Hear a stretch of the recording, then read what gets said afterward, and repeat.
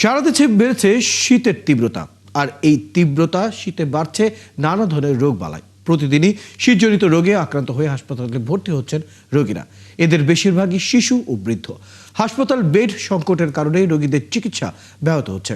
রোববার দেশের সবচেয়ে কম তাপমাত্রা ছিল 7.3 ডিগ্রি সেলসিয়াস পঞ্চগড়ের তেঁতুলিয়ায়। সহকর্মীদের পাঠানো তথ্য ও ছবিতে প্রতিবেদন। পঞ্চগড়ে বইছে মাঝারি শৈত্যপ্রবাহ। শীতের তীব্রতায় বাড়ছে রোগবালাই। প্রতিদিনই জ্বর, সর্দি, কাশি, শ্বাসকষ্ট ও নিউমোনিয়া সহ বিভিন্ন রোগে আক্রান্ত হয়ে শিশু ও বয়স্করা ভর্তি হচ্ছে হাসপাতালে। পঞ্চগড়ে কয়েকদিন থেকে অতিরিক্ত ঠান্ডা, এই ঠান্ডা লাগে, বাচ্চারা পাতলা পায়খানা, বমি। ঠান্ডার থেকে জ্বর, তারপর সাথে কাশি, এখন কাল থেকে ঠান্ডার জন্য হঠাৎ করে পাতলা পায়খানা। চুয়াডাঙ্গার হাসপাতালগুলোতে ঠান্ডাজনিত রোগের বাইরেও কারো কারো দেখা দিয়েছে ডায়রিয়া ও চর্মরোগ। চিকিৎসকরা জানান, হাসপাতালে বেড কম থাকায় রোগীদের মেঝেতে চিকিৎসা দিতে হচ্ছে। কুড়িগ্রামে শীতের কারণে ভোগান্তিতে পড়েছেন জেলার 16টি নদ নদীর দ্বীপচরের মানুষ। কয়েকদিনের টানা শীতের কারণে শীতের কাপড়ের দাম বেড়েছে। দাম বেশি থাকায় অনেকেই কাপড় কিনতে পারছেন না। বাচ্চারা যাতে শীতের যে শীতবাহিত রোগগুলি আছে এগুলোর থেকে আমরা রক্ষা পাই, এই জন্য আমরা শীতের কাপড় পোশাক কেনার জন্য বাজারে প্রচুর ভিড়। 2 সপ্তাহ ধরে যশোরের তাপমাত্রা 7 থেকে 10 ডিগ্রি সেলসিয়াসে ওঠানামা করছে। এ অবস্থায় হাসপাতালগুলোতে শ্বাসকষ্ট, নিউমোনিয়া ও ডায়রিয়া রোগীর সংখ্যা বাড়ছে।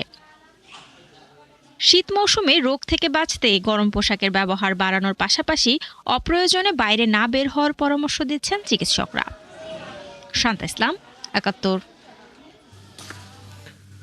দর্শক, শীতের আরো খবর জানাতে আমাদের সাথে যুক্ত হচ্ছেন সহকর্মী রাজু মোস্তাফিজ। রাজু মোস্তাফিজ, আজ শীত কেমন অনুভূত হচ্ছে কুড়িগ্রামে, এবং একই সাথে জানাবেন হাসপাতালগুলোতে শীত জনিত রোগীর চাপ কেমন দেখছেন?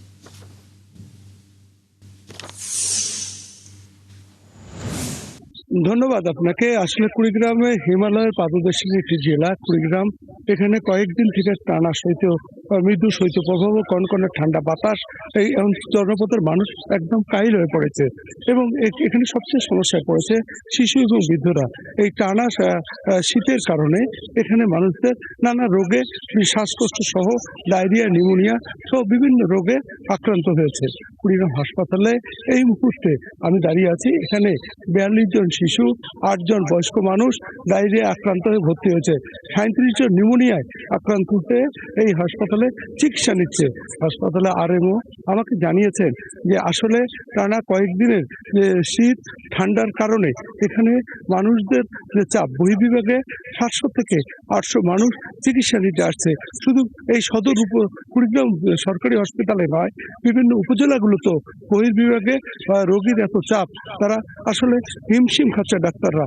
তারপরে তারা বলছেন যে যতটুকু সম্ভব তারা তাদের রোগীদের, শীতজনিত যে রোগীরা আসছে তাদের চিকিৎসা দিয়ে সেবা দিয়ে যাচ্ছেন। বিশেষ করে শিশু, বৃদ্ধদের যে দুর্ভোগ, এই কষ্ট হচ্ছে, শ্বাসকষ্টজনিত রোগ এবং ডায়রিয়া, নিউমোনিয়ায় তারা হাসপাতালে ভর্তি হয়েছে। ডাক্তাররা বলছেন যে এই মুহূর্তে শিশুদের যাতে কম পরিমাণে ঠান্ডা লাগানো হয় এবং তাদেরকে যতটুকু সম্ভব গরম কাপড় যেন রাখা হয়। আপনাকে একটি কথা বলে রাখি, কুড়িগ্রাম জেলায় 16টি নদ নদী রয়েছে এবং এই নদ নদীগুলোর অববাহিকায় 405টি দ্বীপচরে প্রায় 5 থেকে 6 লক্ষ মানুষ এখানে বাস করে। এই শীতের সময় এইসব এলাকার মানুষ আসলে অধিকাংশই শ্রমের উপর নির্ভরশীল। তাদের নেই কোনো গরম কাপড় এবং নেই কোনো আসলে শুষ্ক ঠান্ডা রক্ষার জন্য কোনো ব্যবস্থা। এইসব এলাকায় যেসব শিশু এবং বৃদ্ধরা আক্রান্ত হচ্ছে, তারা আসলে অনেকটা বিনা চিকিৎসায় তারা থাকছেন। কারণ ওইসব এলাকায় কোনো স্বাস্থ্য ক্লিনিক, কমিউনিটি ক্লিনিক যদিও আছে,